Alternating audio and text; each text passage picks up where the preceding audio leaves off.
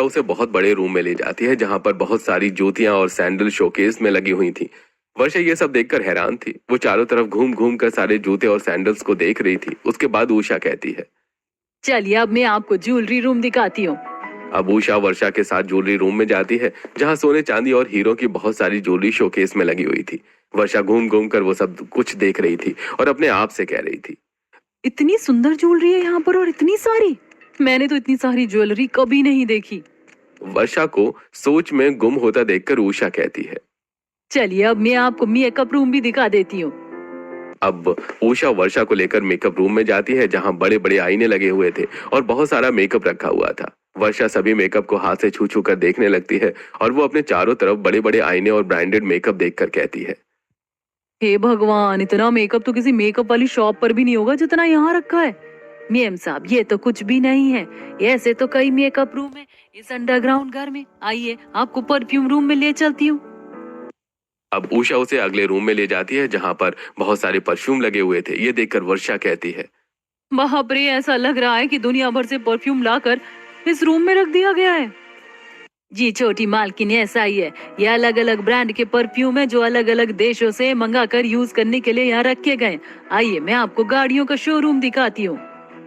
अब उषा से लेकर एक अंडरग्राउंड गैराज में जाती है जहां पर कम से कम 50 गाड़ियां खड़ी हुई थी। उसे दिखाते हुए उषा वर्षा से कहती है। देखिए, ये सारी गाड़ियां हमारे मालिक की हैं। जिस गाड़ी को चलाने का मन करता है, मालिक और उनके दोनों बेटे वो गाड़ी लेकर जाते हैं। हे भगवान, लोगों के पास एक गाड़ी नहीं होती और मेरे ससुराल वालों के पास इतनी सारी गाड़ियां हैं। सचमुच मेरे ससुराल वाले तो अरबपति हैं। ऐसे ही और बहुत सारे रूम है, लेकिन अब रात बहुत हो चुकी है। मैं आपको फिर कभी दिखाऊंगी। चलिए, बड़ी मालकिन इंतजार करती होंगी, हम चलते हैं। ऐसा कहकर उषा वर्षा को लेकर वापस हॉल में आ जाती है जहां पर राजेश और ममता बैठे उसका इंतजार कर रहे थे। वर्षा को देखकर राजेश कहता है। बेटा, घूम आई तुम घर? कैसा लगा तुम्हें अपना अंडरग्राउंड ससुराल? बहुत सुंदर है पिताजी, किसी सपनों के महल जैसा। लेकिन एक बात समझ में नहीं आती कि आप लोग यहाँ क्यों रहते हैं। क्या हमारे पास ऊपर कोई घर नहीं है? ऐसी बात नहीं है बेटा, शहर में हमारे 8 घर हैं। लेकिन तुम तो जानती हो कि अमीरों को अंडरवर्ल्ड के लोगों से धमकी मिलती रहती है। तुम्हारे ससुर जी कभी ब्लैक का बिजनेस नहीं करते हैं, इसीलिए अंडरवर्ल्ड वाले उन्हें मार डालना चाहते हैं। और इसी वजह से हम यहाँ अंडरग्राउंड हाउस में रहते हैं। इस घर का किसी को पता नहीं। तुम हमारी बहू हो, इसीलिए तुम्हें सब कुछ जानने का अधिकार है। जी माँ जी, मैं समझ सकती हूँ। मैं भी ये बात किसी को नहीं बताऊंगी। ठीक है बेटा, अब तुम अपने कमरे में जाकर आराम करो। अब वर्षा अपने कमरे में जाती है। कमरे में घुसते ही वर्षा हैरान रह जाती है क्योंकि कमरा बहुत बड़ा और बहुत आलीशान था। वो चारों तरफ आंखें घुमा घुमा कर देखने लगती है। तभी सुमित ये देखकर कहता है। आओ वर्षा, देखो सामने वार्डरूम है, वहां नाइट सूट रखे हैं। तुम चेंज करके सो जाना, मैं बहुत थक गया हूं, मैं सोने जा रहा हूँ।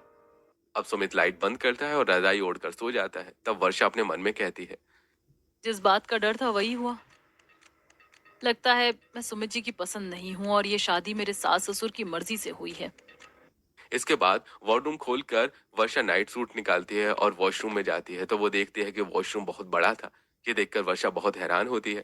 फिर वो कपड़े चेंज करके बाहर आती है और सो जाती है। अगली सुबह वर्षा की नींद खुलती है तो वो अपने मन में सोचती है। हे भगवान, आज मेरा ससुराल में पहला दिन है, लेकिन मेरे पास तो पहनने के लिए कुछ भी नहीं है। तभी वर्षा की सास वहां आ जाती है और उसके पीछे 4 नौकर हाथों में बड़ी बड़ी थालियां और हैंगर लेकर खड़े होते हैं। वो अपने एक नौकर से कहती है।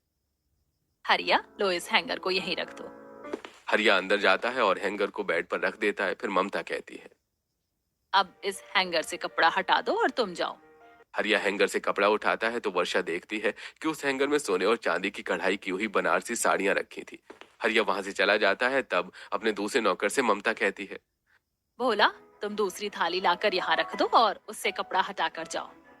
अब भोला दूसरी थाली लेकर अंदर जाता है और वहां रखकर कपड़ा हटाकर चला जाता है। वर्षा देखती है कि उस थाली में सोने और हीरे के गहने रखे हुए थे। कलुआ, अब तुम जाओ और यहाँ थाली रखकर कपड़ा हटाकर जाओ। अब कलुआ तीसरी थाली लेकर वहां जाता है और अंदर रख देता है और कपड़ा हटाकर चला जाता है। वर्षा देखती है कि उसमें बहुत खूबसूरत सैंडल्स रखी हुई थी। अब ममता चौथे नौकर रामू से कहती है। रामू, तुम भी अपनी थाली को यहाँ रख दो और कपड़ा हटाकर जाओ। रामू भी अपनी थाली वहां रख देता है और कपड़ा हटाकर वहां से चला जाता है। वर्षा देखती है कि उसमें मेकअप का बहुत सारा सामान रखा हुआ है। ममता कहती है। बहू, ये सब तुम्हारे लिए। तुम जल्दी से तैयार होकर बाहर आ जाओ। माँ जी, आपने एक फुटपाथ पर रहने वाली लड़की को इतने बड़े घर की बहू बना दिया। मैं तो सिर्फ साल में एक जोड़ी ही कपड़े पहनती थी। ये सब कुछ पहनने के बारे में तो मैंने जीवन में कभी सपने में भी नहीं सोचा था, और आपने मुझे इतना सब कुछ दे दिया। ऐसा कहते हुए वर्षा की आंखें भर आती हैं। तभी ममता उसे गले लगा लेती है। बेटा, तुम इन सब की हकदार हो। अब ममता कमरे से जाती है। थोड़ी देर बाद ममता एक मेकअप एक्सपर्ट को उसके कमरे में भेजती है, जो उसे तैयार कर देती है। लाल साड़ी पहने और साथ ही सोने के गहने से लदी हुई, अपना सिर ढके हुए वर्षा बाहर आती है, जहां हॉल में सभी लोग बैठे हुए थे। पहली बार सुमित वर्षा को ध्यान से देखता है तो उसकी खूबसूरती देखकर सुमित के होश उड़ जाते हैं और वो मन में कहता है, अरे, ये मेरी बीवी है। इतनी खूबसूरत, इतनी खूबसूरत तो सिर्फ परियां होती हैं। यकीन नहीं आ रहा कि ये वही सड़कों पर रहने वाली वर्षा है। वर्षा सभी के बीच में आकर बैठ जाती है। सभी लोग वर्षा की मुंह दिखाई की रस्म करते हैं और अपनी तरफ से उसे गिफ्ट देते हैं। फिर वर्षा कहती है, माँ जी, आज आप लोगों के लिए खाना मैं अपने हाथों से बनाऊंगी। इस बात पर सभी लोग खुश हो जाते हैं। अब वर्षा रसोई में जाती है और सभी लोगों के लिए अलग अलग तरह का खाना बनाती है।